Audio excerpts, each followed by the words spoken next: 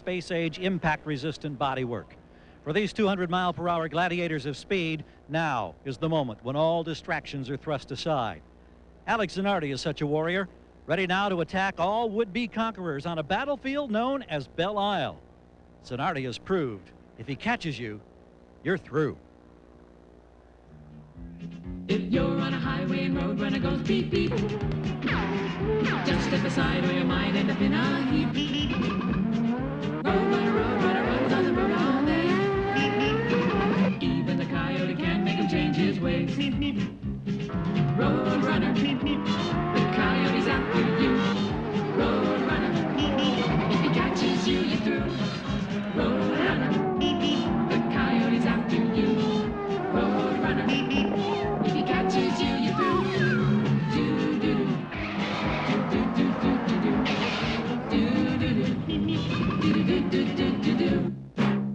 Beep, beep.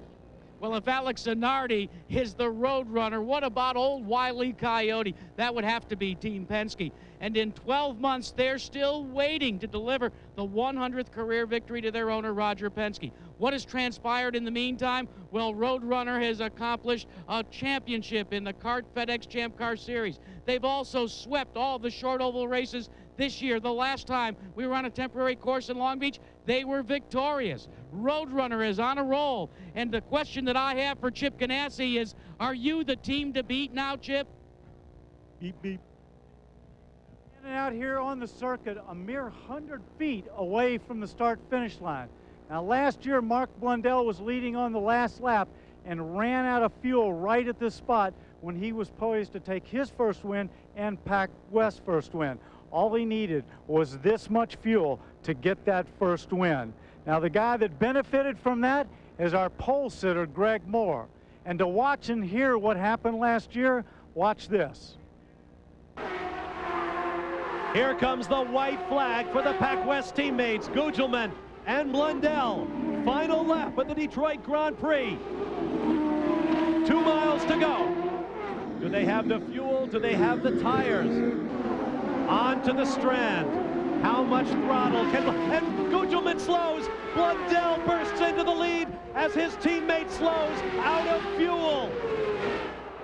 It's all in the hands of Mark Blundell. He's only got 2 corners to go. Blundell in the middle of the racetrack, defensive position. Michael Andretti doing the same in what is now 3rd place. And Blundell slows. Moore is in the lead. Blundell is out of fuel. And it has all come apart for the Pac West teammates. Victory. 2nd straight win for Greg Moore.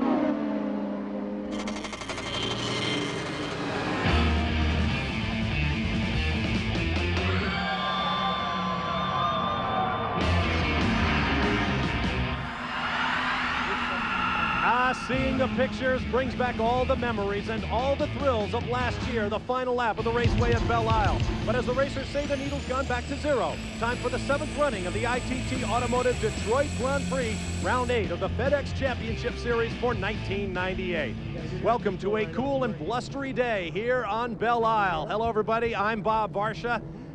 We've had a lot of fun at the expense of Target Chip Ganassi Racing and Alex Zanardi, but now they have Alex in the car, ready for the serious business of trying to win the PPG Cup for the 2nd straight year for Alex and the 3rd straight championship for the team. That's one of our stories coming into this round 8 of the FedEx Championship Series. You have to go all the way back to the early 80s to find a team that won 3 titles in a row. That was Penske Racing with Champ Car legends Rick Mears and Al Unser Sr. We're also going to be talking about fuel. A year ago, Pac West tried it on one stop and it didn't work. It's a new racetrack here on Belle Isle and opening up a whole new series of possibilities for strategy. And then there is the track itself and the change that I mentioned. A drag strip more than 2,100 feet long, 195 miles an hour fast, and down there, presiding over turn 3, the newest member of our Champ Car broadcast team, Trans Am champion Tommy Kendall. For the past 6 years, virtually no passing and results determined by pit stops and qualifying was a recipe for huge frustration on the driver's parts. All that has changed with this new quarter-mile straightaway and picture-perfect braking zone. Now, I'm always bouncing off the walls before every Champ Car race, but that is nothing compared to the excitement inside these cars. The drivers are like a bunch of giddy teenagers on prom night. After years of frustration, finally a chance to try their best moves. It might not be pretty at times, but there will certainly be no lack of action.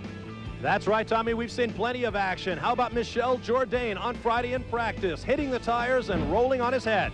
Max Papis in Saturday qualifying, taking off the left side of his car against the unforgiving concrete. Andre Ribeiro in a damp session on Friday, taking off both ends of his car. And then Christian Fittipaldi crashing in practice. To Robin Roberts in the studio. Welcome back to Detroit. Cars are on the track, and here is the way they'll line up for the ITT Automotive Detroit Grand Prix. On the pole for the third time this year, Greg Moore, the defending champion, racing Alex Zanardi, who leads the point standings. On row 2 will be Adrian Fernandez, starting alongside Richie Hearn, his best qualifying position ever. Row 3 will be Brian Herta and rookie Tony Kanaan, fourth quick in the morning warm-up. Row 4, Jimmy Vasser, last week's winner on the mile at Milwaukee, and Dario Franchitti. Gilles LeFerrin and Christian Fittipaldi will start on row 5. Back on row 6, Michael Andretti, a two-time winner, and Bobby Rahal, who won the first race on Belle Isle in 1992. Al Unser Jr. and Helio Castroneves, the leading rookie, will be on row 7. Paul Tracy, fastest in the morning warm-up, and Patrick Carpentier on row 8. Row 9 will be Scott Pruitt, who had trouble getting his car started, but he is now rolling. He'll be next to Michel Jourdain Jr. Max Papis and Robbie Gordon in a pair of Toyota-powered cars on row 10. Row 11, Mark Blundell heading up an all-Pac West row with his teammate. You know what happened to them last year. Row 12, J.J. Leto and P.J. Jones. On row 13, Andre Ribeiro and Alex Barron.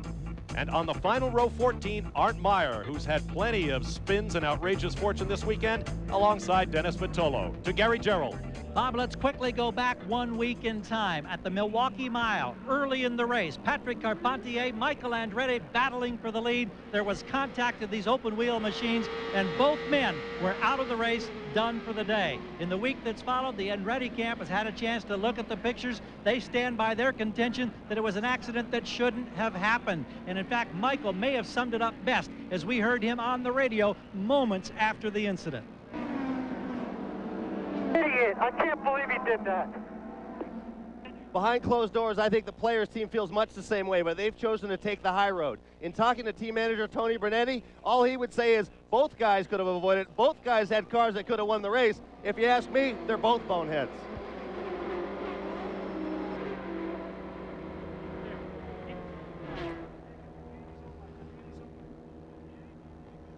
Okay, well, you know what? Patrick Carpentier, I think, was at fault. But Michael Andretti, he's won 37 races and a championship. What was he thinking? He's led more laps this year than anybody. On the 17th of 200 laps with a faster car, why did he take that chance? If he's going to win a championship, he's going to have to use his head, think, and come away with some wins. He can't make mistakes like that and come away with another championship. But Jack? Danny, that was then and this is now. Forget about Milwaukee. That was an oval. We're here in Detroit, and the field is assembled 28 strong. They're negotiating their way around this Belle Isle Park, and we're going to take you to a spot real close to the racetrack. You'll be able to see and sense all of the activity as this field begins to form up. And get ready for the start of the Detroit ITT Grand Prix. All right, thank you, Jack. We'll come back to you as you see the field filing around through the stadium section, as it's called, around the casino area, where fans have crowded to the tents. They'll be alongside the rail as close as the fences will let them. Boats out on the Detroit River as we get set for the start of this race. And before we get to that high-speed portion of the track, we have several tight corners. Jack, it's all yours. Well, Bob, what's interesting right now is we can't see anything, but I can hear them. Somewhere beyond the trees, about 400 yards away, they're beginning to assemble, and you can hear the growl as they begin to build up the RPMs. Here at the starter stand, we now see the pace car, and I've got a glimpse of the first 4 rows. They're underway, the green. It is deafeningly loud. A couple of darts and dodges. You can smell it as well.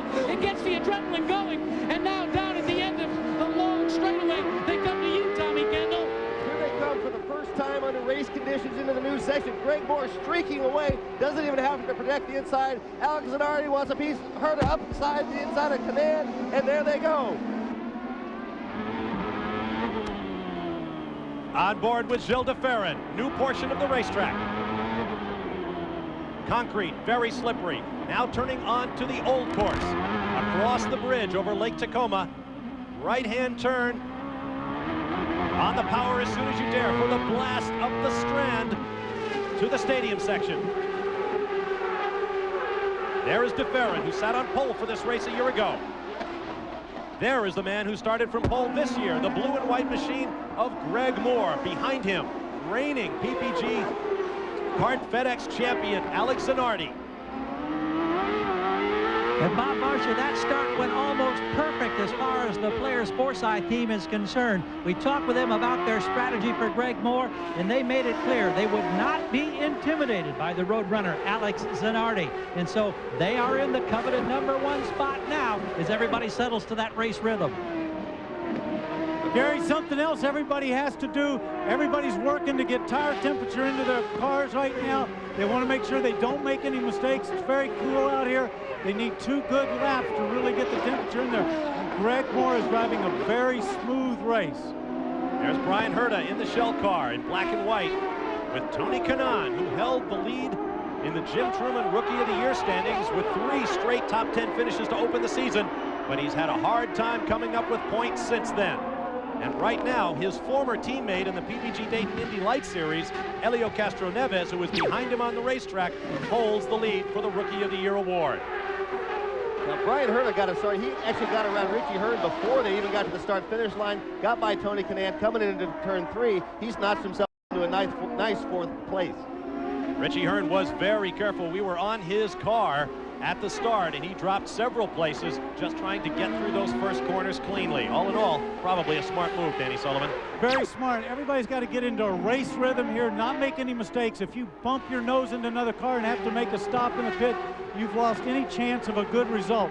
Everybody's working on gathering points at this stage of the season. They can't afford mistakes. In years past, you had that desperation knowing that your only chance to make up spots was on pit stops and the start, so you had to be a little bit desperate. Now I think Richie said, if I've got a good car, I'm going to be able to get back by those guys. Now Greg Moore on the other hand, we talked to him, and he's never short on confidence, but he was just beaming yesterday afternoon after qualifying. He said, I can run laps like that on full tanks. He says, our car is working exceptional over the bumps, and he was very, very confident. They said all the talk during the winter was how much they've worked on their race setups. This was a chance to strut their stuff. 2.361 miles around is this circuit. 72 laps of racing schedule. The running order: Greg Moore, Alex Zanardi, Adrian Fernandez, Brian Herta, Tony Kanaan, Richie Hearn, Dario Franchitti, Gilles DeFerrin, Jimmy Vasser, Michael Andretti in the number 10 spot, followed by his teammate Christian Fittipaldi, then Bobby Rahal, Paul Tracy, Al Unser Jr., Helio Castroneves, Scott Pruitt, and Patrick Carpentier. Michel Jourdain Jr., Robbie Gordon, Mark Blundell, Max Pappas, Mauricio Gugelmin, P.J. Jones, J.J. Leto, Andre Ribeiro, Alex Barron, Art Meyer, and Dennis Batolo, the entire field front to back.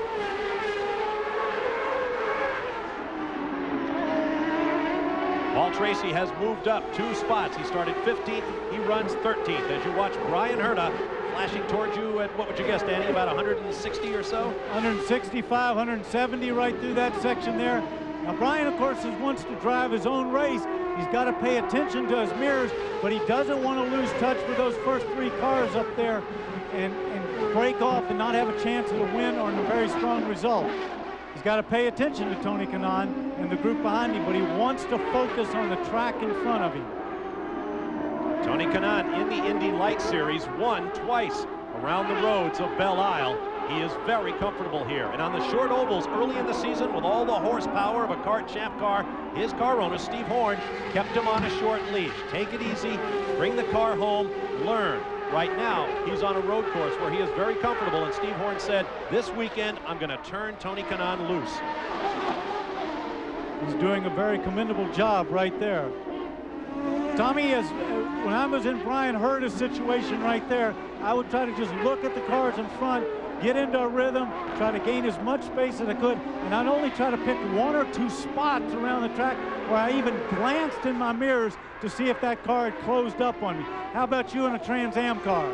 Well, after a few laps, you see where your relative strengths and weaknesses are, and you know, you're racing the racetrack. No matter how many cars are around you, your best chance of keeping your position is driving the track to the best of your car's ability. So once you know where you got to worry about, you might make a good check of the mirrors coming off the previous corner, make sure you're not under immediate pressure, but the best thing you can do is just forget about it. Now beginning to spread out across that 50-foot wide Central Avenue straightaway. You ride with Richie Hearn in 6th place, working lap number 5 of 72. We'll be back with more of the ITT Automotive Detroit Grand Prix in just a moment. Raceway on Belle Isle. Bob Marsh and Danny Sullivan with you. The ITT Automotive Detroit Grand Prix turning onto the old course here at Belle Isle. You ride with Christian Fittipaldi. Just ahead is his teammate Michael Andretti. They run 10th and 11th, about 13 seconds behind race leader Greg Moore. And Moore, as well as Alex Zanardi, are drawing away from the cars further behind. Greg Moore and, of course, Zanardi, these are two guys that are capable of running almost qualifying pace the entire race. Alex Zanardi will not give up.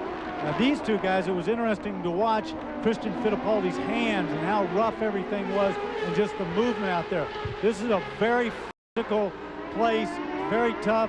Do about 23 gear changes a lap, or a total of about 1,600 through the entire course of the race. And don't forget, Christian Fittipaldi is still driving somewhat sore. Not from Milwaukee, where he literally tore his car apart, but from yesterday and the day before, when he had shunts major offs here as well, guys.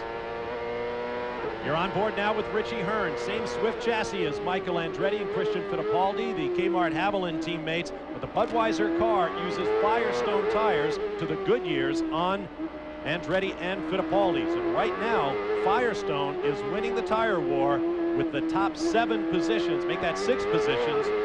No, it is 7 positions. Back to Gilles de Ferran in 8th, the top Goodyear runner right now. And you can see him, the 4th car on your screen right there, the blue and white, just went out of the picture. That's Gilles de Ferran battling away in 8th spot. Flashing along the Strand. There's the casino at the top right of your picture. Very slow, sight line shortened up, bit of a rise coming up to that concrete patch. And as you can see, the field accordions together at slower speeds.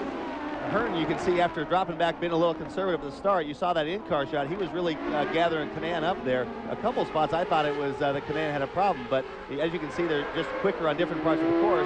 But Hearn's going to want a piece of Kanaan here pretty soon. Tommy, if you take a look on board, you'll find that Richie Hearn is beginning to complain of a little bit of understeer, meaning the car wants to push out. On an oval, that'd be a big-time problem. Here on a road course, you can drive through it.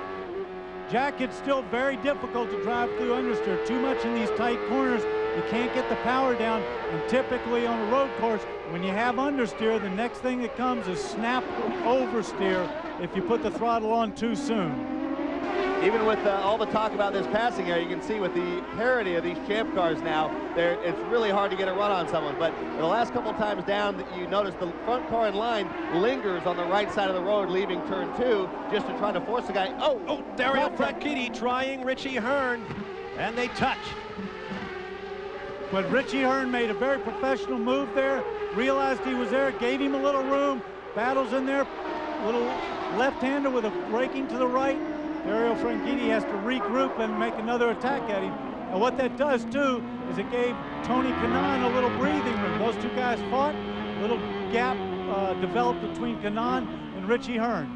Danny, a very interested onlooker at that little altercation right there was Barry Green with Team Cool Green, who has Franchitti and Tracy out there. They were concerned about a telemetry problem for Paul Tracy, but that quickly got their attention, that being that little tap between Hearn and Franchitti. Incidentally, Tracy lost the telemetry for a couple of laps. They think they've just got it back. Back to the battle for the lead. Greg Moore being reeled in by the bright red machine of Alex Zanardi, who was trying so hard in the morning warm-up that he tagged the wall with his left side wheels. Problem on a temporary road course like this is that we have concrete and steel barriers everywhere. If you go a little offline, you can tap right up against there, as we saw Zanardi do this morning, and just bend the wheel, and your day is done. Now, if you saw it there with Zanardi, and I saw it at the end of the straightaway, Zanardi is lethal the last little bit into the corner. Carries a tremendous amount of speed to the apex. And it's tough to pass someone, but that's where some of his great lap time comes from. Now that he's here on Greg Moore, he's going to have to try to set him up, because you can't pass anyone right at the apex. Tommy, you're absolutely right. He has that great style where he carries his speed so deep into the middle of the corner. And if you can pick up the throttle, of course, then you're very quick, which he has proved to be over the years. Take a look at Alex Zanardi's numbers. See that career starts line? 40 starts. In 20 of those 40 starts, fully half of them, he has been on the front row. Arndt Meyer in the Lola Steam from the back of the car. His race is run. That should bring out only a local yellow, then be able to push that car up in a safety area there. He's trying to get it out of gear. The average number of cautions over the last 6 years has been 6. So they've tried to stay away from going full course yellow. They want to put him in a spot where he can just push that car into safety and not slow down the race. And they get it out of the way, so it's a local yellow in turn 5, and here are the race leaders. Moore in the blue and white players, Forsyth Racing, Reynard battling a similar machine in the Target Chip Ganassi Racing colors for Alex Zanardi.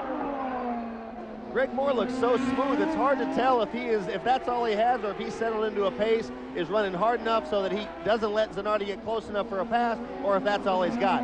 Zanardi, you can tell, like I said, is really charging the course, but Greg might be running 10-10s, but it's just so smooth, it's hard to tell.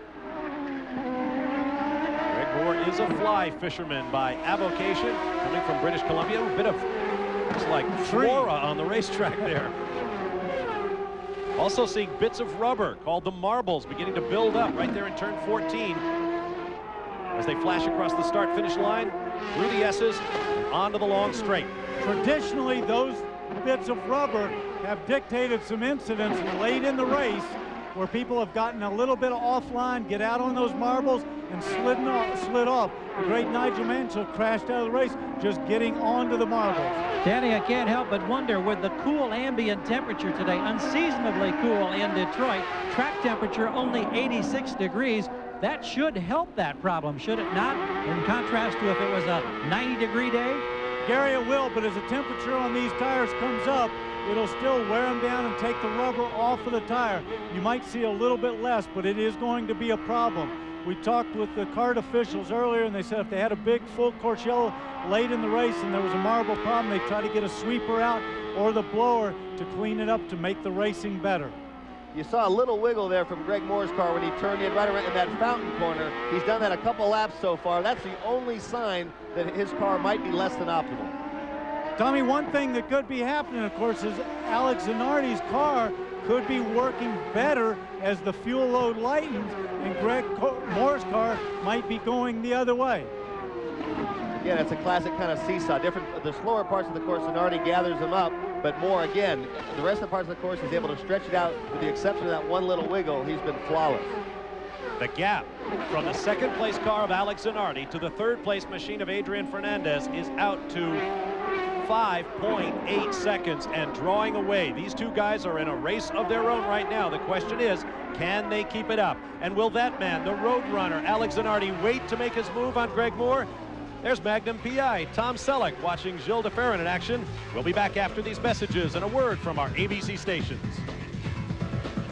And on Belle Isle, notice the standings to the left of your screen. Tony Kanaan has dropped from 4th back to 6th, passed by both Brian Herta and Richie Hearn.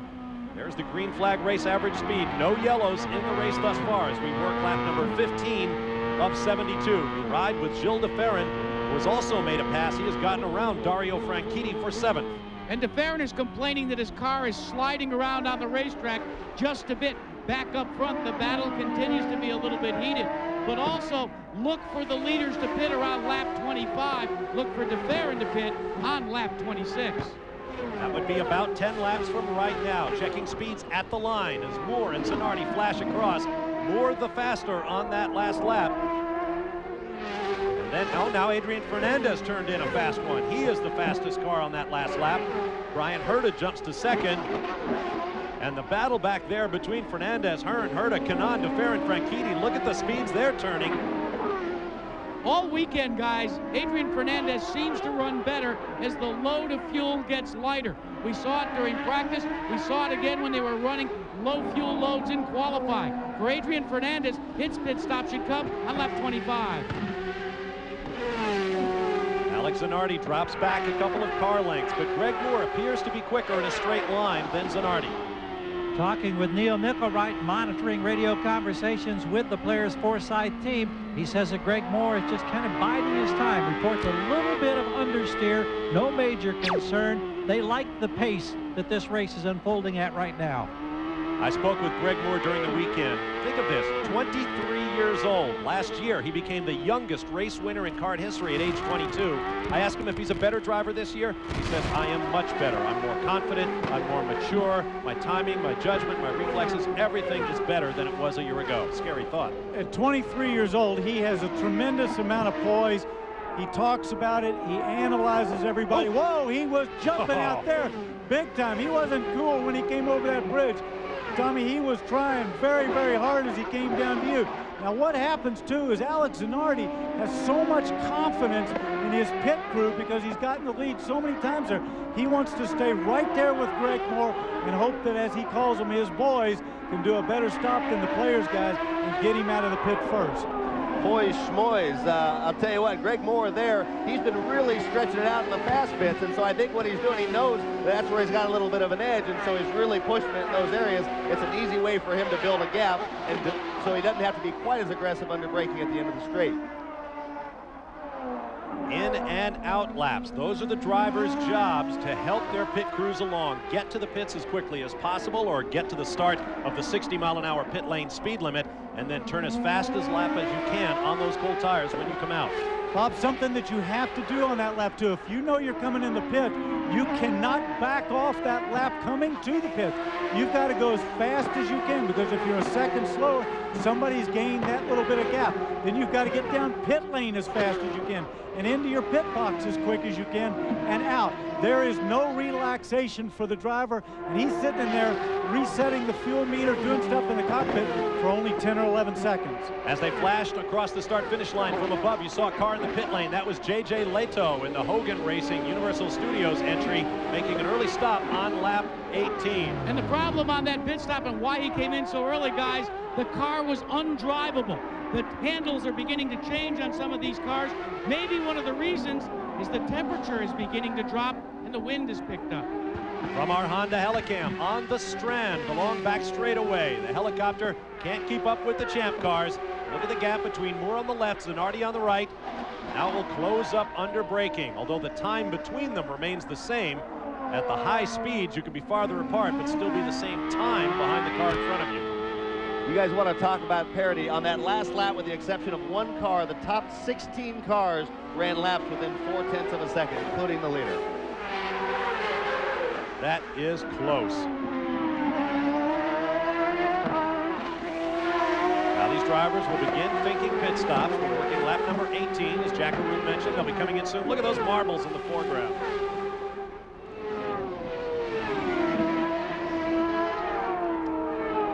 They come across the start-finish line past our announce position at about 175 miles an hour, and the air they're pushing out of the way hits the windows in front of us like a sonic boom. Great stuff. We'll be back to Detroit.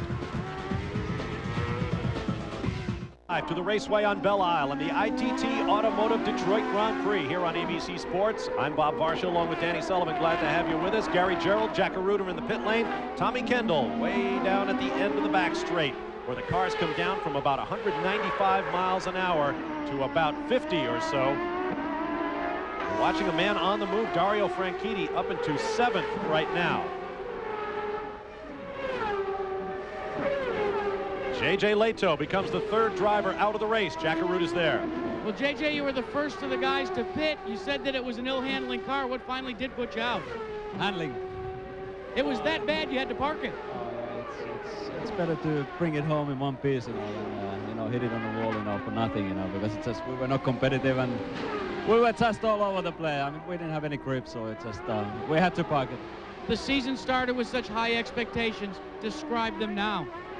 No, we still have high expectations, They will come. No problems. Guys? All diplomatic JJ. Learned that racing in the FIA series in Europe, including Formula One, of course. He becomes the 3rd car, as I mentioned, out of the race. Arndt Meyer lost an engine, and Dennis Vitolo had electrical problems for the Peyton Coyne team. So those 3 cars are now out of the race. On board now with Scott Pruitt, who had trouble firing the engine to start the race, but he's out there now running back in the 15th spot. Tommy, Scott's got to be very frustrated guy. Now his teammate Adrian Fernandez has had such a good season so far, has qualified well, Of course, here he qualified tremendously in third spot. He's running strong, and Scott has not had that same luck this year. Guys, part of the problem with Scott Pruitt before the drop of the green flag, they had to change the spark box. Couldn't get the car to fire. They also changed the spark plugs. Because of some potential loss of fuel, they were awarded an extra 1.5 gallons of methanol in the main tank. I mean, that's frustrating for Scott because he knows he has the exact same package and just little things you hear him after every race. It's not one thing, it's the other. This weekend, he didn't qualify well, but he was second quickest in warm-up. Has trouble at the start. That really breaks your rhythm and makes for a long day. Well, Scott has a new engineer he's working with this year. Jim Hamilton came over from the PacWest team. Sometimes it takes a little while to get things together, and then, of course, there's always plain bad racing luck. Now watch Scott's head. This is moving. That's back leaving the new section of track. And when they first put the concrete patches in here on the rest of Belle Isle, you heard a lot of complaints. The drivers at one point there was talk of a walkout unless they fix it. They've shaved all those concrete spots down. You're coming into one of the shaved sections right here, and it's really quite smooth. Now the new section, Greg Moore was saying, it really bucks. It's almost like the old Sebring Airport. So they're going to have to take those same grinders probably to that new section. So now you've got kind of a mixture. Tommy, one other thing that you see there is, of course, it goes asphalt to concrete to asphalt to concrete. Very difficult to get the car to set up over those type of surface changes. You got to find that balance. And with all those changes back, left, right, you have to have a car that changes direction quickly, which means a very stiff chassis.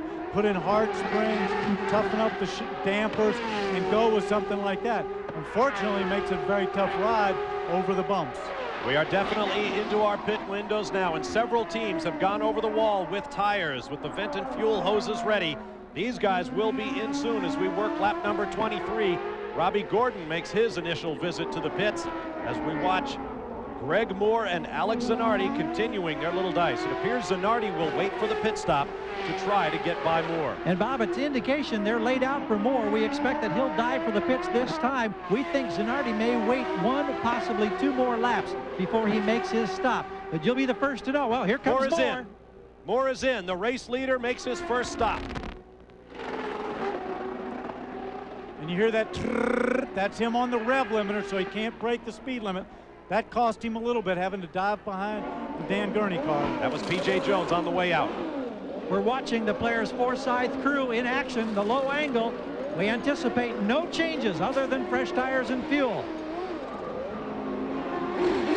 He's rolling. It's a good stop, under 13 seconds. And Moore rejoins the action. Meanwhile, Alex Zanardi assumes the race lead on lap 23. What Alex Zanardi's got to try to do here is make up as much ground as he could on that lap. Try to really turn in a quick lap to give his boys a little bit of an extra advantage when he makes his pit stop.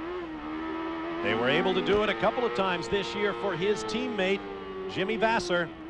I would expect it again because he's had the luxury of a clear lap. The times have gotten consistently quicker. The tires haven't fallen off as they've burned fuel. The lap times have come down. Greg has his slow out lap now on cold tires. I would expect that if the pit stops are comparable, Alex will be out first, but on cold tires. Alex Zanardi passed Michael Andretti in the pits on the oval at Madison, Illinois, the Gateway International Raceway oval. And Zanardi will be in on this next pass by, Bob. Down the long Central Avenue straightaway he goes. First, it's Adrian Fernandez, your third-place runner. Now, all they're going to do is make a change in tire pressure on the Firestone tires. That's a sign that they like the handling. The big question is, do they have the speed to overtake the first 2 positions? You saw Tony Kanaan go by. Adrian Fernandez stopped 14.4. That was 2 seconds longer than Greg Moore's. Budweiser crew is in the lane for Richie Hearn. Scott Pruitt's Visteon crew is in the lane, as are the Kmart Haviland boys from Newman Haas for Christian Fittipaldi. Back up front with Alex Zanardi.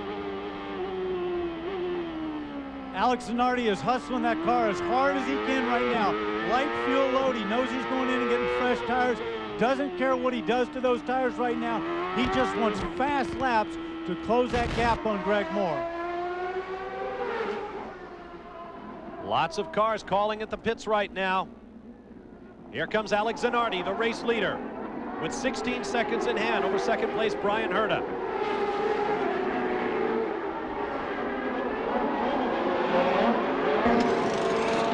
We anticipate one turn on the front wing. Revs up. Oh, he smokes the tires. Another good stop. It looked like almost an identical time to Greg Moore's stop.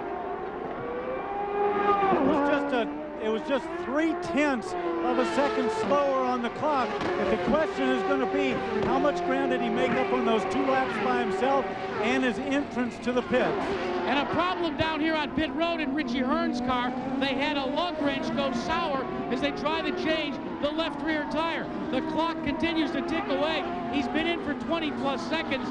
This is costly for John Della Penna and Richie Hearn.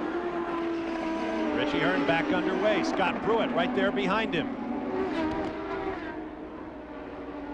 Mauricio Gugelmin has been in and out. P.J. Jones as well for Dan Gurney's All-American Racers team. Ooh. And look at Richie, got sideways coming out of the pits there. Don't forget, he crashed there the other day in practice where he stood on the gas too hard on those early laps. Hey, that'll guys, give him a wake-up call. Guys, hold the phone. Cancel Christmas. This whole race could be thrown upside down. The skies have gotten darker, and it has begun to rain. Oh, my. Will the tire war go to the treaded rain rubber? Is that part of Richie Hearn's problems? There is the Goodyear blimp high overhead. 98 marks the 100th anniversary for the Goodyear Tire and Rubber Company.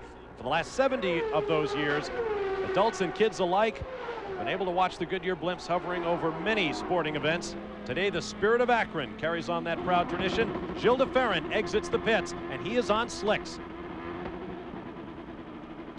Part of the problem, fellas, is you're going to have to go with the slicks as the choice of tire right now. It hasn't gotten wet enough to even consider using the rain tires. If you tried to put them on now, as you know, Danny, after 10 or 12 laps, you'd have ripped the rubber right off the casings. But right now, if it continues to spit and then begins to rain, you all got to come back on a pit road again.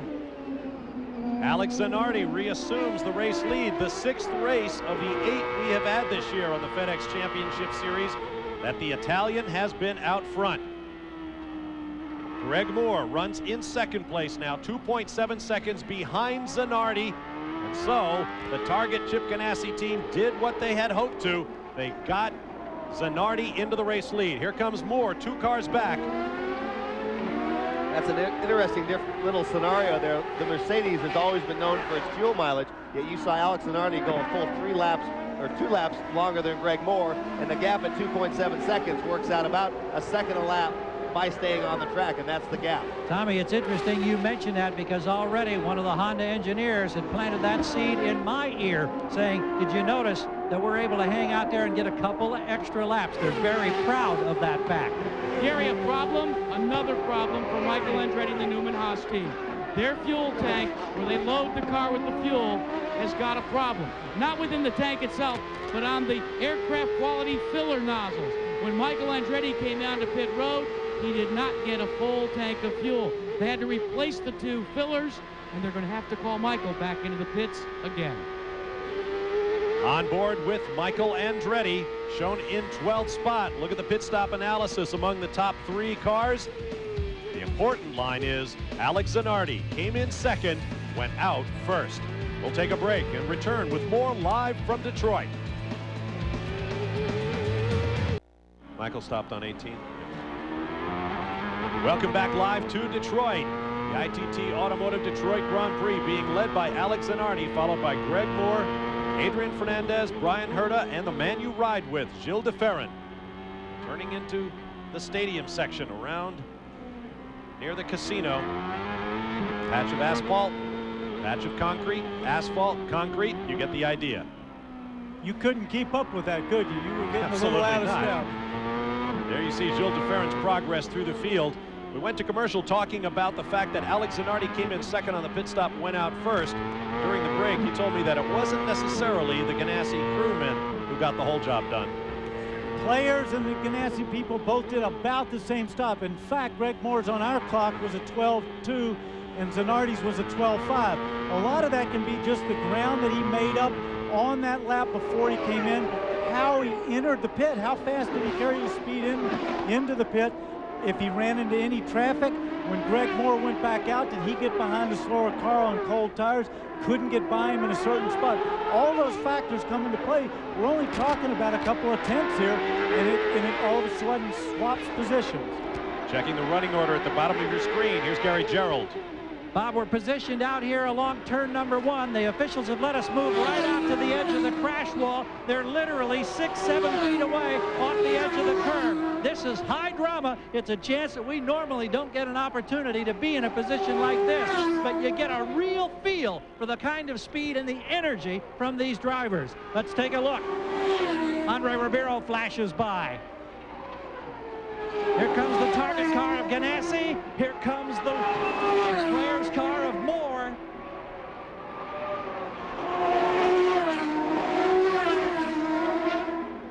All right, Gilles de Ferran now heading in our direction. Brian Hurd flashes by. Here comes de Ferran. Look at the wiggle. Look at the energy in the cockpit. Those drivers steeling themselves. And remember, this is just one of 14 corners.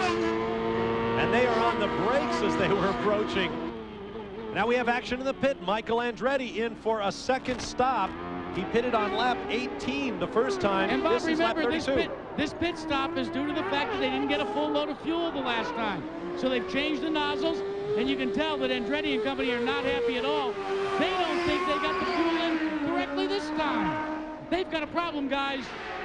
Oh no, another trial for Michael Andretti, who won the season opener at Homestead, and since then has been in position to win at nearly every stop on tour. But mistakes and pure bad luck have produced very few points for Andretti. He's led more laps than any other driver, but he's producing just 7 points per start on average, and that is not a championship-winning pace. Jack, more on Michael. Yeah, let's try and show you what the problem could be. If we can get a sneak peek in here, you can see that the crew's looking at the vent hose that goes on the top side. That vent hose has to create the air pocket to allow all of the fuel to be loaded into the fuel cell. Well, the vent man continued to have it in there, waiting for some of the fuel to pop through. It never did. Part of that problem is the fact that the telemetry now shows that they're not able to take on a full load of fuel. That means not 2 or 3 more stops, but means stopping almost every 10 or 12 laps, because you can only take on so much fuel before it locks up. Michael Andretti now shown well outside the top 15. What a year it's been for Michael Andretti, but he remains resolute that he has a shot at the championship. Max Pappas just behind him. Now on board with Bobby Rahal, making his final appearance on Belle Isle. He won the first race run here on this 891-acre island in the Detroit River back in 1992. Currently in 11th.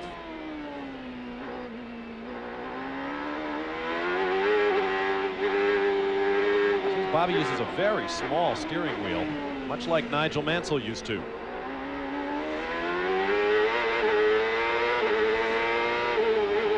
Every time that his hand disappears out of sight, it's for a shift. See the right hand right there will just go out of sight. Grabs that lever. It's a sequential gearbox. All he has to do is pull it back. When he wants to downshift, he just pushes it forward. Just drops off the other side of this bridge right there. Really fun corner. Now we're on the new long straightaway coming down there toward Tommy Kendall in the new turn 3. It's like someone hits the slowdown button. You see, I mean, they go from 195 down to 50 in the space of about 150, 200 feet. It's phenomenal to stand next to the track. Look how rough this area is through here. Look at his hands, his head, everything shaking. Now we're on the new course, the old course. I don't know if you caught a glimpse of the dark clouds out over the lake, but there's a little blue right above the track, but there's dark not too far away. The onboard cameras have gotten considerably lighter than just a few minutes ago with Gilles de Ferran. Well, there's that big blue sky right there. I'm sorry. So it appears for the moment the raindrops are holding off. Watching Gilles de Ferran and Brian Herta. Herta 4th, de Ferran 5th. And what's Herta can interesting? hear the hot breath of Gil de Ferran. In fact, on the radio, his crew continues to tell him, keep it up, de Ferran is closing. Meanwhile, Derek Walker simply tells de Ferran, you know what you've got to do. Jack, let's also not forget that just a couple of cars in front of them is Adrian Fernandez right there.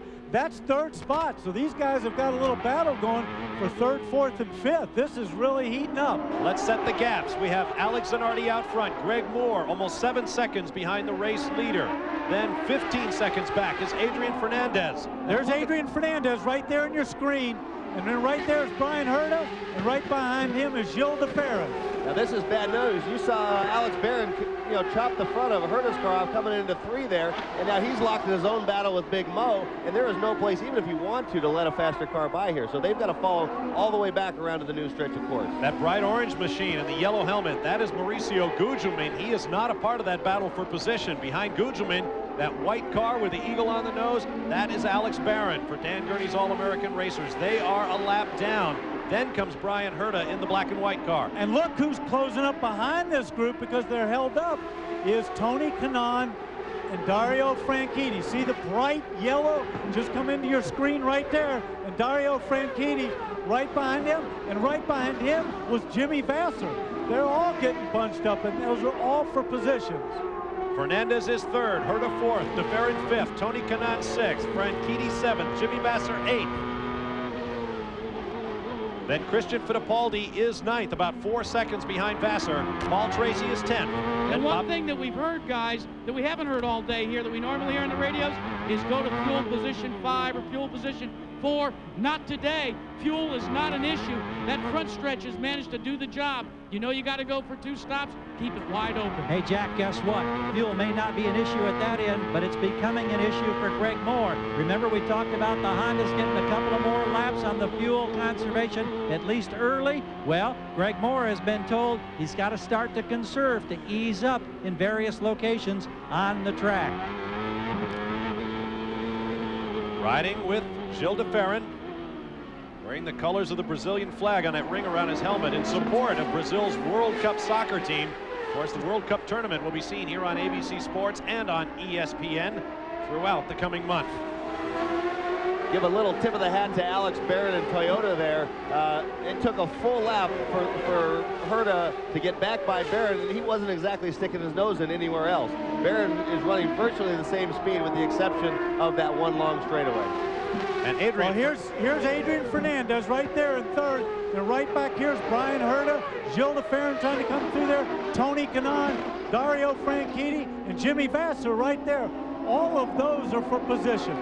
but that traffic cost them. Adrian Fernandez lost about 8 seconds to the second place car of Greg Moore while they were battling with those lap cars. Now we've reached the halfway point. If you're Alex Zanardi and you're out front, you believe in numerology, you've got problems. Only twice in the last 9 runnings of the Detroit Grand Prix has the leader at the halfway point gone on to win.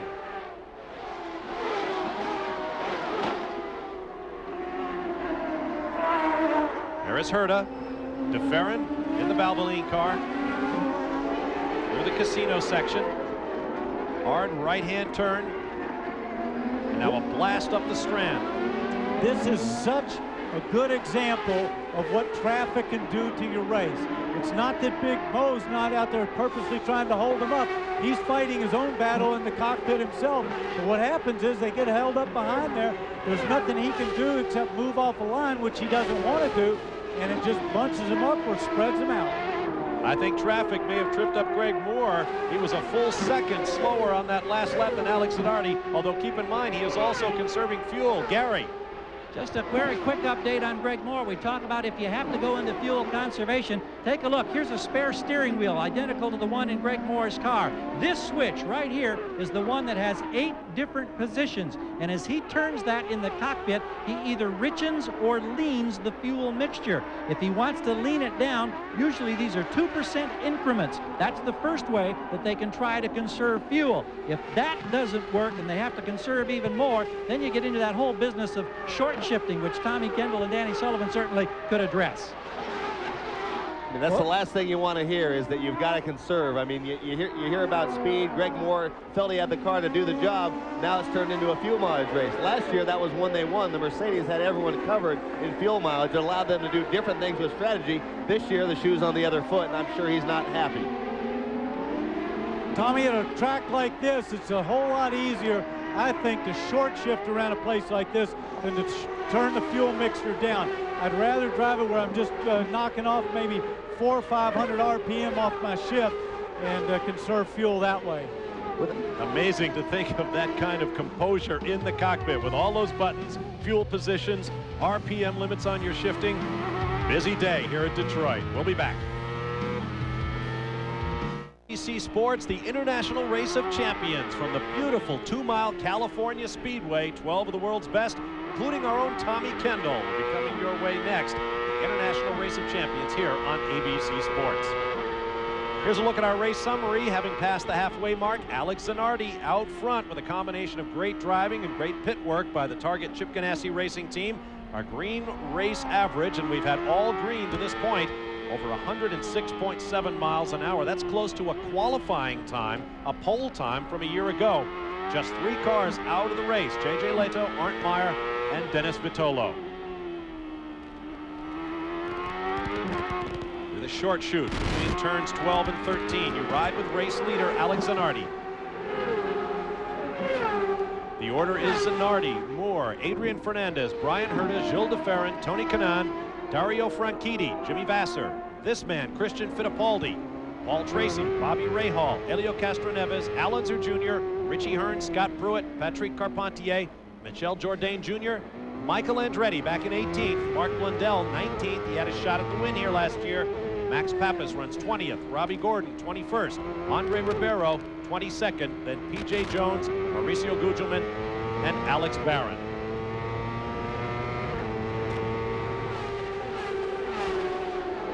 Christian Fittipaldi, in qualifying yesterday, went into a corner, by his estimate, some 20 miles an hour faster than he should have. And he wound up coming to an abrupt stop in the tire wall. He actually broke one of the 8,000-pound concrete barriers that line this circuit.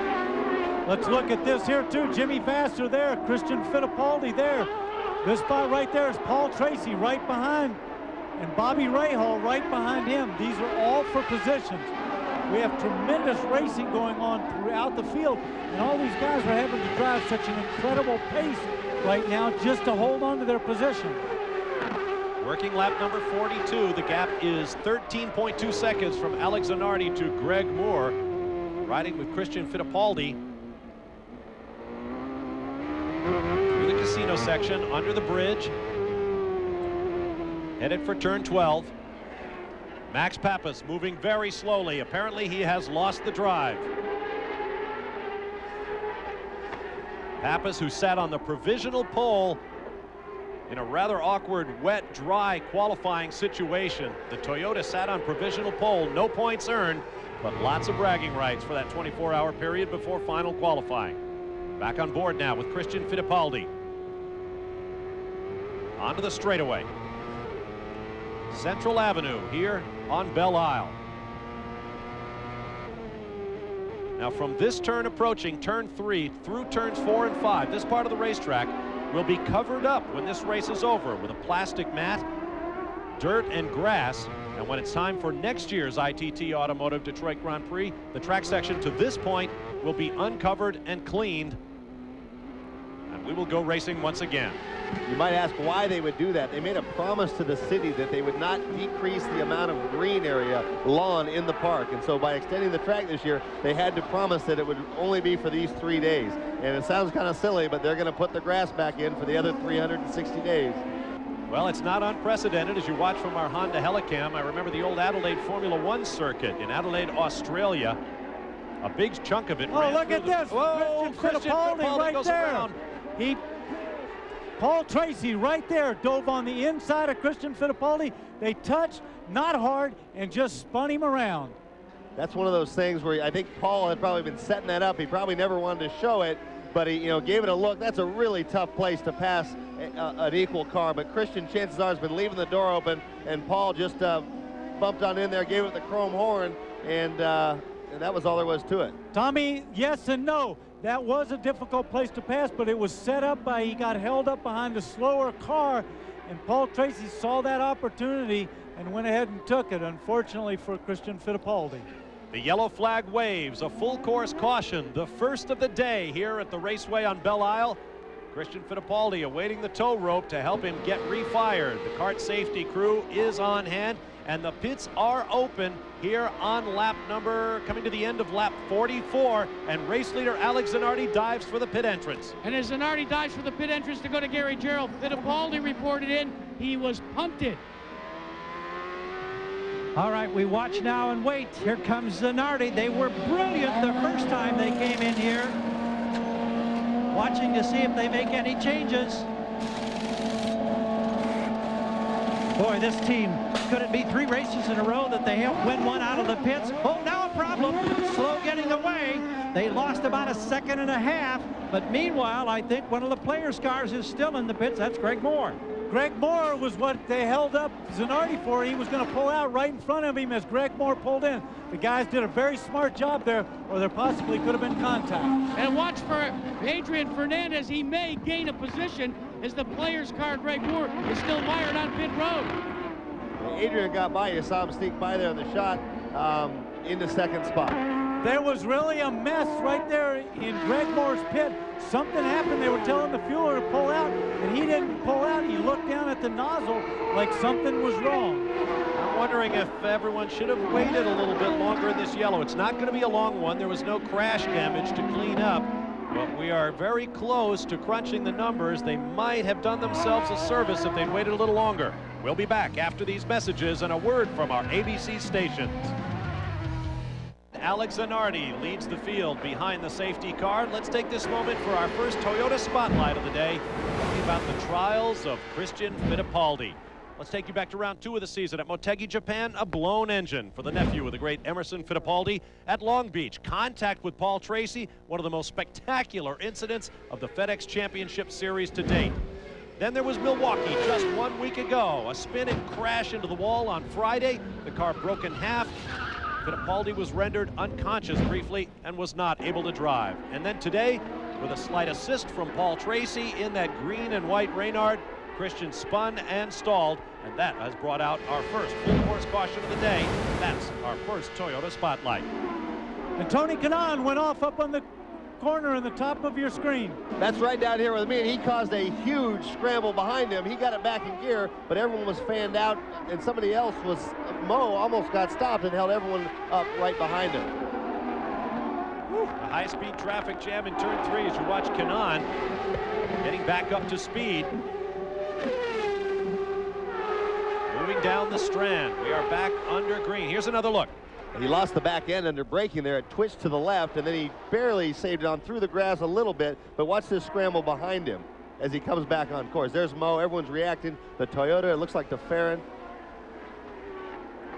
Now, during that run of pit stops under the caution, Adrian Fernandez picked up a spot. Gilles de Ferran picked up 2 spots. Greg Moore lost 2. Brian Hurdle lost 3. Dario Franchitti picked up 2. The order is Zanardi, Fernandez, de Ferran. They come down and flash across the start-finish line. Greg Moore runs 4th, Dario Franchitti 5th, Brian Hurta 6th, Jimmy Vasser 7th, Paul Tracy 8th, Tony Kanaan 9th, and Elio Castroneves is 10th. But one of the problems that you've got with that pit stop coming when it did, the drivers that said they weren't going to have a fuel conservation issue, now they do. Adrian Fernandez and his team are going to try and conserve enough fuel to go the distance without a splash and go. And Jack, for Greg Moore, one of the reasons they stayed in was to get every available ounce of fuel they could on board. They thought they had a little venting problem, we are told, but as it turns out, all fuel from the pit side tank is now in the car. So that is going to have to do it as far as Greg Moore is concerned. Gary, they mean that they have no more fuel to put in that car no matter what. That's my understanding. Well, then he's going to have to lean that thing down because he only made 23 laps earlier on with 3 pace laps. He got a couple under yellow now. We had 28 laps remaining when he made his stop, so he's got some work cut out for him. Brings up an interesting point when you talk about the battle between the engine manufacturers, Ford, Honda, Mercedes-Benz, and Toyota. Not only do they want to turn out brute horsepower, they have to do it in a very compact package. It has to hold up well reliability-wise. It has to produce great fuel mileage, and it has to bring those 800 or 900 horsepowers in with a lot of drivability, a nice wide power band. An enormously difficult engineering exercise. You see the yellow flag in that corner. Alex Barron went straight down the escape road. They're pushing him out of the way, but that didn't pose a problem, but the waving yellow means no passing. You ride on the nose of Gilles de Ferran's car, just behind that front wing. Now on to the Strand. There goes de Ferran. Valvoline Cummins car, actually a Cummins-powered diesel Indy car from the 1950s, will be headed off to the fabled Goodwood Festival of Speed in England as a part of an Indy celebration at Goodwood. Danny Sullivan will be going along to drive a Penske as well. Let's get down to Jack Arute. And one of the things that you don't like to do is get debriefed before the race is over, but that's the case for you, Al Jr. What happened? Yeah, it just, it was the gearbox. The gearbox went away on it, and, you know, we lost fourth gear, and then we started losing the other gears, so. Al, the season started with so much anticipation, so much excitement. What about now? Well, I mean, you know, we got this new gearbox, and these are some of the things that's going to go on with us. And, you know, like I said, I just caught the dogs a couple times in fourth gear, and that's all it took. So, you know, we'll go home, we'll figure out what's wrong with it, and go from there. Bob? All right, thank you, Jack. Al Unser's team has had to close ranks this weekend. His crew chief, Rick Reineman, and his race engineer, Ian Reed, both took Saturday off during qualifying. Watch as their children graduated from high school. But they're back at the racetrack today. Nevertheless, Al Unser Jr. is out of the race. Bob, a quick update on Greg Moore in answer to Danny's question. We have confirmed with Jerry Forsyth all available fuel for Greg Moore is now in the car. They definitely are going to have to conserve to get to the checkered flag. Okay, one thing we're seeing right there, we've got Zanardi, then we've got, that's the car, we've got Fernandez, de Ferran, Moore, Franchitti, Herta, Vassar, Tracy. Those are all for positions, and look, it's right there. Brian Herta, Richie Hearn. Richie Hearn has blown his engine. Hearn worked his way back up to 10th place through hard running and good pit work, but now it is all for naught. I was so excited about everybody being bunched up there. Those are all for positions. That Marlboro car that was in there was Ribeiro. He's in second on the track, but not in the standings. It's going to be interesting to see what we do with this. Will we get a full course yellow? I can't imagine that we would not. And there the yellow flags begin to come out. We have a yellow in the corner for Richie Hearn. We'll be back to sort things out in a moment. Boats in the Detroit River, Canada on the far shore, a beautiful view from high overhead. There's the Goodyear blimp Spirit of Akron, who's been providing aerial views for us today. Goodyear blimps have been flying the skies for over 70 years. And now you can go to the web to find out more about Goodyear's blimps at www.goodyear.com. To Jack Arute. Bob, you know, we've already reported, Gary Gerald told you that Greg Moore has no fuel left. Adrian Fernandez, look how much fuel he's got from here down to the end there, and that's about 1.5 gallons. The man that has the most fuel left on pit road is Gilles de Ferran. He has about 18 gallons left in the tank. Now, what will dictate whether fuel becomes an issue or not, just how long these pace lap periods are. If a full course yellow goes for 5 or 6 laps, well, then it's really not an issue. But right now, for many of these teams running 3rd and 4th, especially Gilles de Ferran, he says, if we can't make this a fuel race, we don't have a chance at winning. We're going to conserve fuel and try and go the distance, force the other guys to come in. Of course, the most critical stop will be if they have to come in, even for that, just that little bit that's in the hose that you showed us, Jack. If they have to peel off, come down pit lane, slow down, and go back out, they might count their race done. Yeah, and I think the big key, Danny, would have to be the sleeper right now would be de Ferran. With enough fuel to take on fuel, he might gamble, and Derek Walker is just smiling smugly right now, not worry about fuel conservation and go for that splash and go, because they could take 5 or 6 gallons and try and be the rabbit the hare in this contest and try and force some of the turtles to fall by the wayside. And Jack, except for one thing, sorry Gary, except for one thing. If we get another yellow, all those calculations go out the window. The other thing, though, Jack, that is not a splash and go for Gil de Ferran. Somehow he's gotten out of sequence.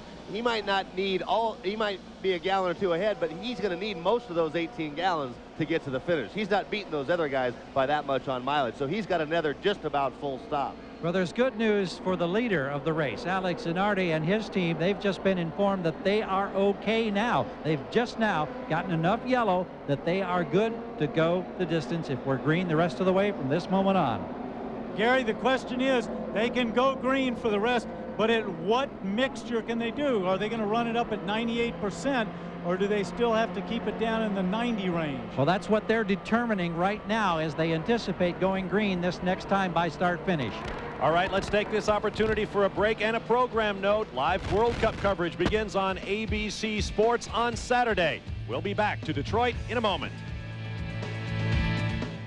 Back live at the ITT Automotive Detroit Grand Prix. Bob Varsha, Danny Sullivan, Tom Kendall, Jack Arute, and Gary Gerould with you on a breezy, cool day on Belle Isle and the Detroit River.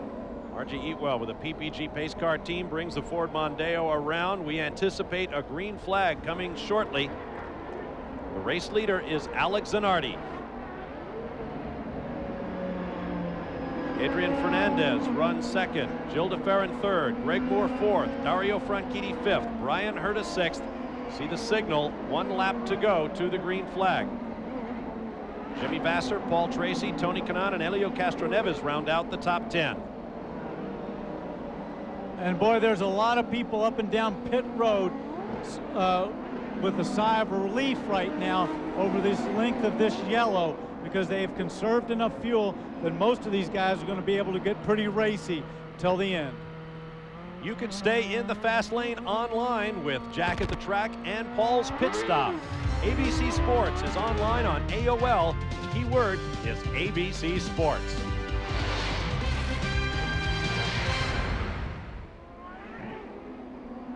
Down the long straightaway. You may have noticed that we, during the yellow flag, guard officials took the opportunity to send the jet dryer out there, not to dry up fluids, but to blow some of those rubber marbles off the racetrack. The street sweepers have had a lap as well. Gary? That's a big concern for many of the drivers, because they're reporting that they're afraid to get offline, that with those marbles there, it becomes too much of a single groove racetrack. Remember the modifications they made? They wanted to open up passing zones here, but with the tire wear, even on this unusually cold day, you're seeing all those marbles out on the racetrack. You get off the main line, it's like going ice skating out there. Don't want to do that in one of these cars, that's for sure. But talking about opening up passing lanes, you know, we haven't seen any passes at the front. That's because Alex Zanardi is just flat flying. Obviously, for a pass to take place, you've seen it back in the pack. De Ferran's really come to the fore. Herta's been quick at times. Richie Hearn. We've seen plenty of guys able to move their way up and down. I think if you saw an Alex Zanardi or one of those guys fall back to the pack, they'd really be able to come back through, which wouldn't have happened in years past. Now into the casino section. The pace car will begin to draw away. And it will be up to Alex Zanardi to decide the pace of the restart. And this man plays a key role right here, because Andre Ribeiro does not want to hold those guys up behind him. He has to stay tight up on Alex Zanardi so that the other people can stay close behind in this restart. And he needs to get out of their way if they're going to go racing, because he's way behind. On the last 2 or 3 lap green, he was actually closing on Alex Zanardi. Nobody else could make an inroad on Ribeiro. So on the racetrack, it is Alex Zanardi with the lapped car of Andre Ribeiro behind him, and then Adrian Fernandez. Up come the revs. Let's see if Fernandez tries to get around Ribeiro. Nope, he'll follow in through the S's and onto the straightaway. Coming your way, Tommy Kendall.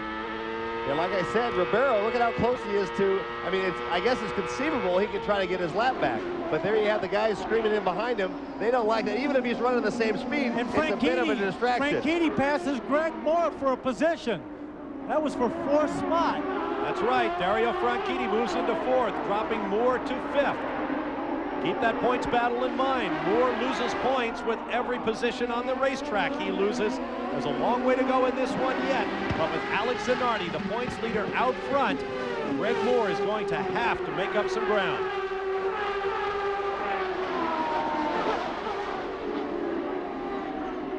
Oh, and Mark Blundell has nosed it into the tire wall. The safety crew right there. Hopefully they'll just pull him back, slot him up into that position right there. Danny, just a couple of laps ago, Blundell had been complaining on the radio about his throttle occasionally hanging up or sticking, and I can't help but wonder if that's what got him into trouble there. That was in the turn 6 area, turning on to the high-speed Strand straightaway.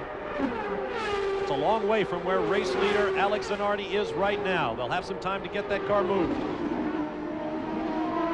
The top 6 cars, Zanardi, Fernandez, DeFerrin, Franchitti, Moore, Vassar, represent 6 different countries. Here's another look at what happened to Mark Blundell. Mark Blundell just got on the power a little too hard back there, drove across, hit the wall right there, and just slid along the wall and stopped. Yeah, if it didn't leave 2 black marks, I'd think he broke a half shaft or something like that, but they was putting power to both wheels, it looked like. Alex Zanardi opening up a slight lead over the lapped car of Andre Ribeiro, and then behind Ribeiro come the drivers running for position. Fernandez, DeFerrin, Franchitti. Let's do it by country. Italy, Mexico, Brazil, Scotland, Canada, and Jimmy Vassar from the United States running 6th.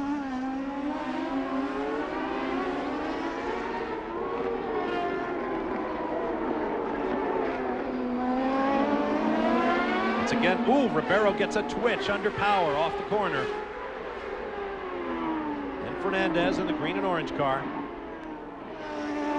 On to Sunset Drive. There is Blundell making his way back to the finish. Hand in the air saying, I am a slow-moving race car. Checking speeds at the line. Fernandez fastest on that last lap over DeFerrin and Franchitti.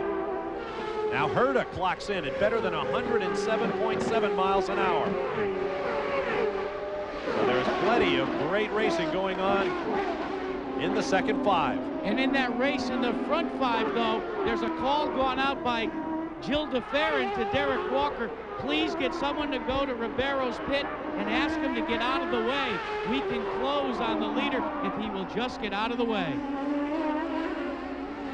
Well, it looks like Ribeiro's closing on the leader, and there's a gap, Jack, back to the Ducati car of Adrian Fernandez. Now, if they're being held up, they are certainly not up the backside of Andre Ribeiro. I think his comment, if you on the first green flag lap coming out through the Casino complex, he was holding up a bit. Since that time, he's been able to again make ground on Alex Zanardi, believe it or not. If there's a silver lining for the Penske guys, it's got to be this. Andre Ribeiro's been in this position a couple of times this year. I think if those guys really close in and put some pressure on him, Jack, I believe he's professional enough that he will move over and give them the racing line and the place to do it. No reason to pull over based on the gap from Ribeiro back to the second place car of Adrian Fernandez right now on the back straightaway. The best thing he could do for everybody is go ahead and pass Zanardi, get his lap back, and hold Zanardi up a little bit for everybody to close in. There is Fernandez, winner of the inaugural Budweiser 500 at Twin Ring Motegi in Japan. Look at him bounce around on those concrete sections. See his progress. Gap to the leader over the recent laps. Working lap number 59 of 72. The countdown begins soon. This is one of those weird situations as the driver. If you're Alex Zanardi, you see that Marlboro car behind you, you're pretty sure he's a lap down, but you keep asking because he's sticking right with you. He's not acting like a lapped car. So you want to be darn sure you know what that guy's doing. And then if time comes, you have to let him by, you'll go ahead and do it. It doesn't look like it's going to happen now, but it kind of wears on you in the back of your mind. The rare luxury for teams here on pit road, including the race leader Alex Zanardi's crew, is the fact that they've got grandstand seats for a big screen that's about 40 yards away just across the racetrack. So they sit here in between pit stop assignments and they monitor all of the race activity. It's just like going to the stadium with a great seat. They're watching the same pictures you are at home. There's Fernandez, Gilles de Ferran closing up, Dario Franchitti closing up, then Greg Moore and Jimmy Vasser, winner of the most recent round of the FedEx Championship Series on the Milwaukee Mile a week ago today. While things have stabilized, we'll take a quick break and return to Detroit after these messages and a word from our ABC stations. This way on Belle Isle, you look back from the race-leading Honda-powered Reynard of Alex Zanardi to the Marlboro Penske Mercedes being driven by Andre Ribeiro. That car is a lap down. Behind him, Adrian Fernandez runs in second place. Next time by, the lap countdown begins. There will be 10 to go when they reach the finish line. Now what's going to happen critical here is look right there behind these two cars. There's our leader. Is Adrian Fernandez, Gilles de Ferran, Franchitti, and Greg Moore's back there. They're closing up this gap. Somehow or another, Andre Ribeiro has to get out of that picture, either pass Zanardi or get out of the way and let the other guys go racing. I stuck my head out of our announce position during the break, and I can tell you that the sound of these cars going by is something special. And they are rocketing by about 10 feet from where we're sitting. This is a very special racetrack. The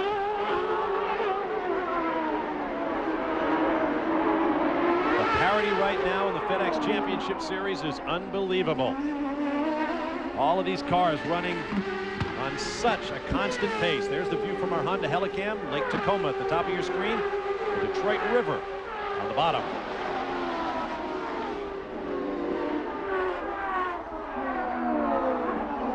Winding through the casino section, the stadium area. Paddock in the middle. Around Scott Fountain and down to turn 13. Gary Gerould with more on Greg Moore's situation. Quick conversation with Jerry Forsyth, and he said they have a problem of some sort. They're not certain exactly what it is, but for whatever reason, they cannot determine how much fuel he has consumed. We know that any fuel available is on board that player's car right now. So they have leaned the mixture down as lean as they can possibly go. That is costing him horsepower. That's why he's struggling to keep up with those front runners. Gary, what it sounds like to me is that he didn't get the fuel meter reset during the pit stop, and they don't have the count of how much fuel has been used in that car. The driver has got to reset the fuel every time he makes that pit stop, so they know exactly how much goes in and how much is used during that run. Live by the sword, die by the sword, or in this case, by the fuel hose. A year ago, it was fuel that carried Greg Moore to victory, eliminated the two cars in front of him on the beginning of the last lap. This year, could it be fuel that is Greg Moore's undoing as you ride with race leader Alex Zanardi? 9 laps remaining, 8 to go next time across the stripe. Listen to Zanardi at work, going through the gearbox. He is pulled away from Andre Ribeiro, and the other cars with Adrian Fernandez have closed up on Ribeiro. Across the line goes Alex Zanardi. 8 laps remaining. We'll take a break and be back for the run to the checkered flag here at the ITT Automotive Detroit Grand Prix. Omega Timing says Zanardi, Fernandez, and de Ferran. Stay with us.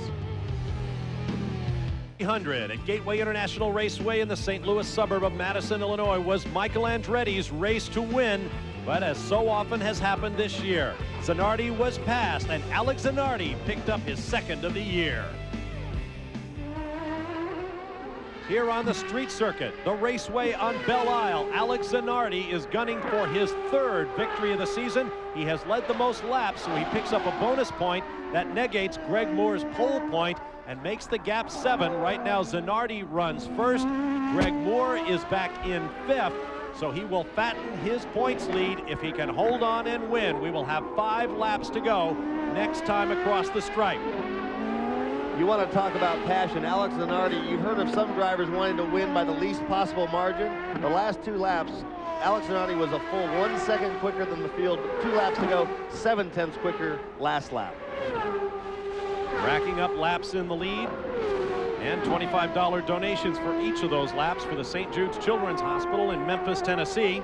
If he can pick up the win, that's worth $5,000 in donations. Last year, the total, $100,000 toward building the Target House for families of children being treated at St. Jude's. There is Greg Moore. And Greg Moore's got a very difficult situation because if he doesn't know how much fuel to use, and they've got to lean it down, he's got a short shift as well. He's got to drive a very conservative race. That is not what he wants to do right there. He sees Dario Franchitti in front of him going away. Jimmy Vasser, of course, right behind him. He's got to be able to maintain that gap and score some points because he is in this hunt with Zanardi. Looks like Zanardi is going to win. He doesn't want to give him any more points than possible. Down to Gary Gerould. Interested bystander from the Team Target pit watching the Roadrunner Alex Zanardi. Great football quarterback Joe Montana, part owner with Chip Ganassi. This is the first time for Montana to be on site for a race this year. He'd become a regular fixture in recent years, but we haven't seen him at any racing events until this season. He has to be a joy in this moment as Zanardi's looking for his third win of '98. Joe Montana works in the front office of the San Francisco 49ers now, I understand, so he does have a day job, so to speak. But I can tell you from talking to him, he absolutely loves the role of being a car owner in the FedEx Championship Series. And his team has been doing him proud again this year. And he's got to be happy, Bob, right now because not only is Zanardi leading, but they've just given Jimmy Vasser the green light to go to fuel position 7. That means they're richening it up so that he can try to make an assault on Greg Moore for the next position as Moore continues to nurse the existing fuel on board. Jimmy Vasser third in points coming into this weekend with 72 to his teammates 92. This team looking for back-to-back-to-back titles, which hasn't happened since the early 1980s when Rick Mears and Al Unser Sr. did it for Team Penske.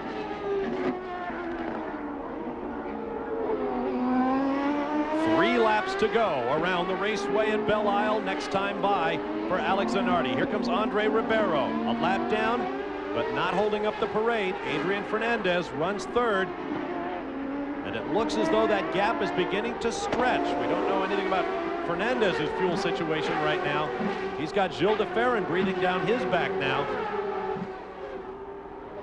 Then Dario Franchitti fourth, Moore in fifth, Vasser sixth. Followed by Paul Tracy, Brian Herta, Tony Kanaan, and Scott Pruitt. 3 laps remaining.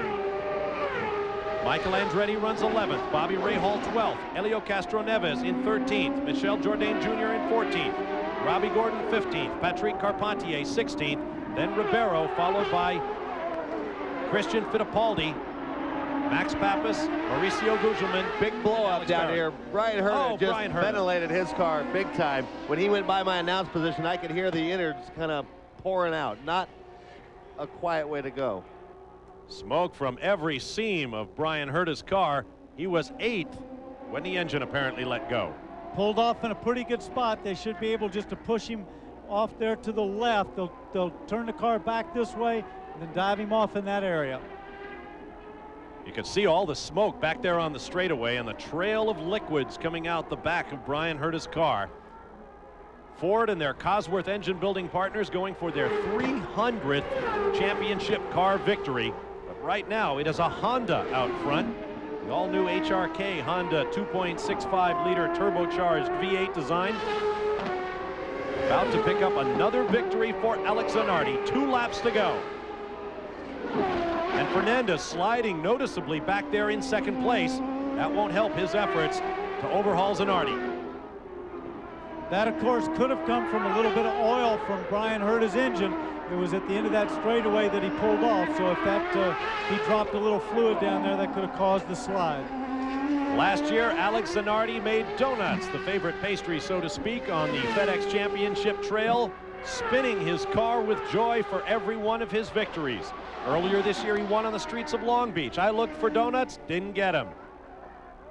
He won at the Gateway International Raceway in St. Louis. Donuts? Nope. Will we see any today? That remains to be seen.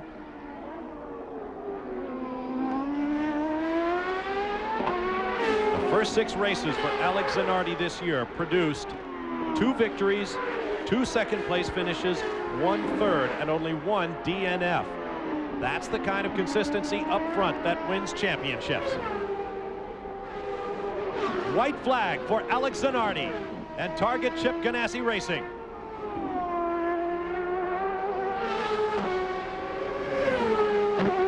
Last time to you, Tommy Kendall. Checking his mirrors, nothing to worry about. Well safe, not using all the road, easy on the throttle, not sliding the car, just got to bring it home. The fastest lap on that last turn around the raceway at Belle Isle was turned by Greg Moore at a 1:16.8 to Alex Zanardi's 1:18.0. But this one is all but in the can. As I say that, my mind goes back to last year's last lap. Perhaps I should not say that. At that position last year, there were 2 cars in front of Greg Moore, and he still won the race. Through the stadium section.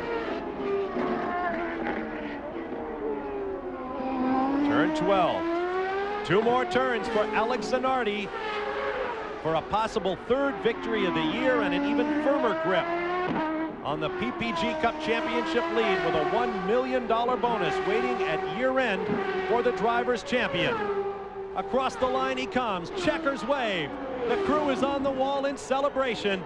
11th career victory for Alex Zanardi. There is Adrian Fernandez 2nd, Gilles de Ferran 3rd, and unofficially Dario Franchitti in 4th with Greg Moore in 5th.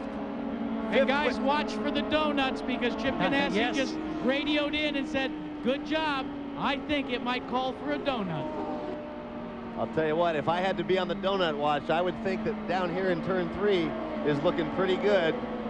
Nope. He's pulling into the escape road. Here it comes, boys. A dozen, please.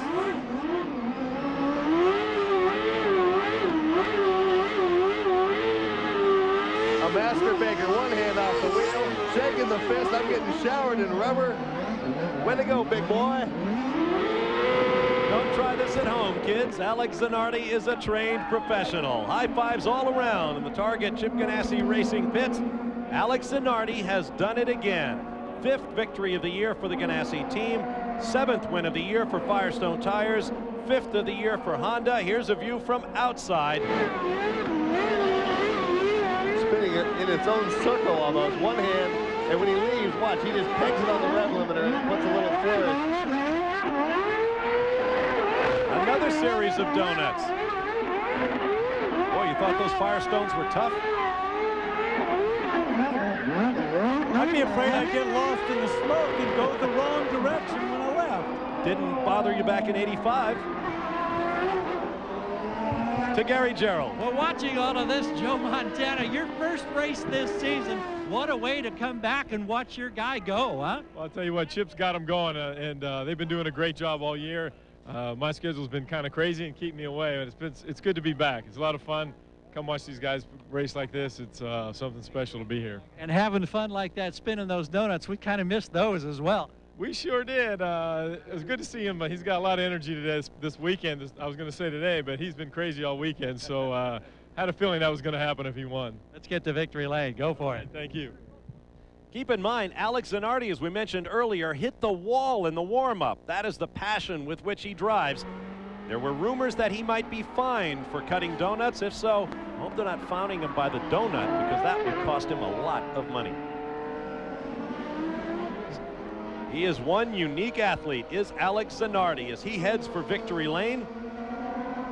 We will not go to break. We will stay here and enjoy the unmitigated pleasure of Alex Zanardi after a race victory. I think Alex, though, lost his way to the winner's circle. He went down the pit lane. He was supposed to go out onto the track. Jack Arute. Well, he goes by his entire crew and they wave to him. I guess when you do donuts like that, guys, you get a little dizzy. Now we'll have to wait and see if he can get through the escape route. I guess you could call that a donut, couldn't you? Got a few more. And here he comes. Look out. Right straight at us, Jack, as a matter of fact. Everybody's scrambling. But they kill the engine. Chip Ganassi is the first one.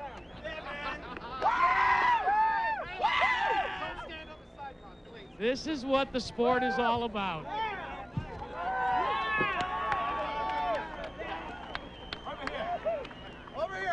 So now the crew, we got to turn Alex around. Alex, the Road Runner has come to victory lane. He takes off of his gloves. One of the great things about Zanardi is his enthusiasm. It's a passion. He may not know what Wheaties were, but he certainly is a champion now. Alex taking off his helmet, and we'll get a couple of words. So how about it, Alex Zanardi? How about a couple of beep beeps from the Road Runner? Beep, beep. Well, terrific run. Let's talk about it a little bit, because I think many people were surprised that you and Greg Moore just blew the rest of the field away in the early going.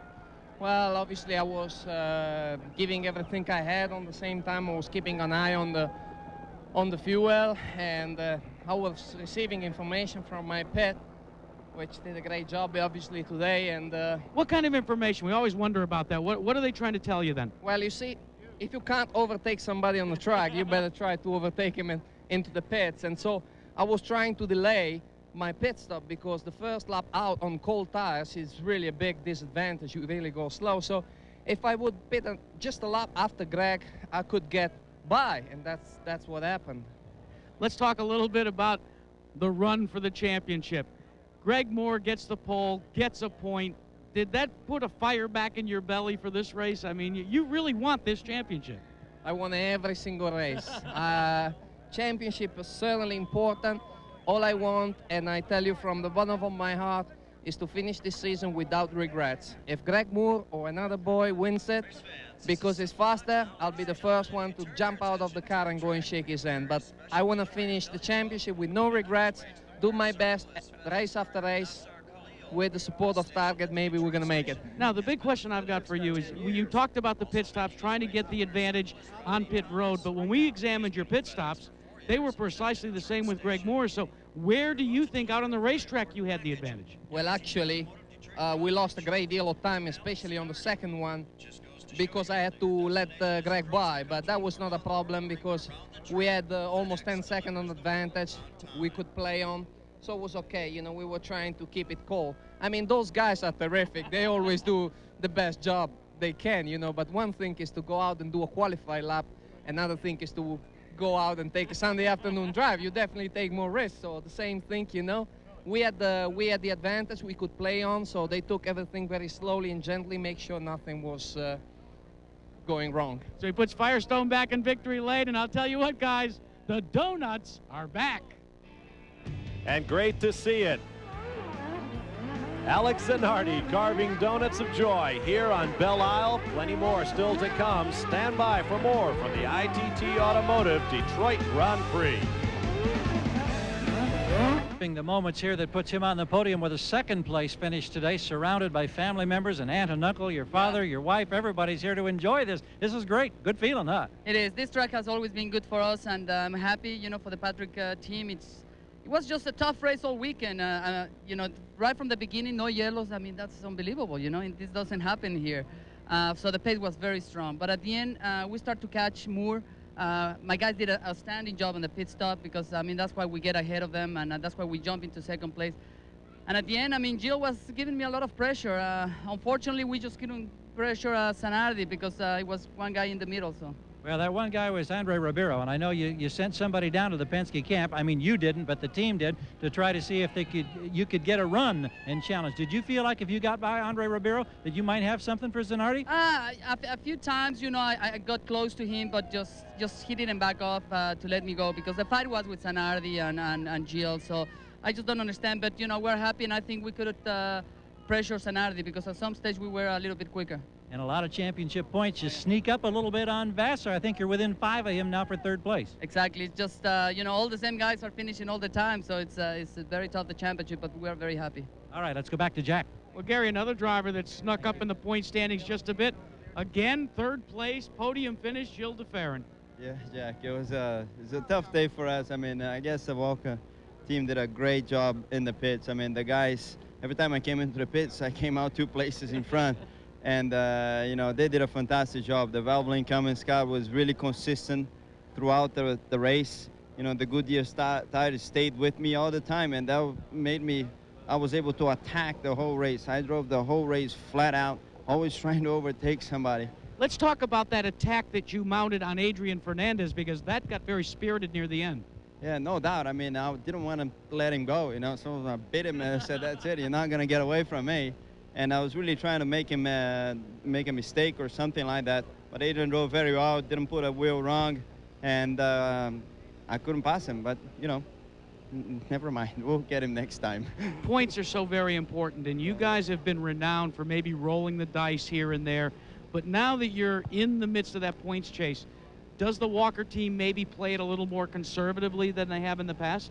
I think we need to attack every race. I mean, I started this race in a very attacking mood right from the start. When we attack the whole race, I think if we want to make that deficit of points that we have on Zanardi, we need to go and win a few races or certainly finish in front of him. And for that, we need to go. And you know, one of the things we're amazed at is the amount of fuel you ended up with in your tank. You guys have run a conservation program, but it doesn't seem to affect the way you run on the racetrack. How is that? I was driving hard. I was driving really hard. Guess he doesn't want to answer it, guys. All right, thanks very much, Jack. Here's a look at our unofficial results. Alex Zanardi picks up the hat trick for 1998, while Gilles de Ferran matches his best finish of the year in 3rd place. Paul Tracy finishes 7th. Tony Kanaan, the highest finishing rookie, in 8th spot.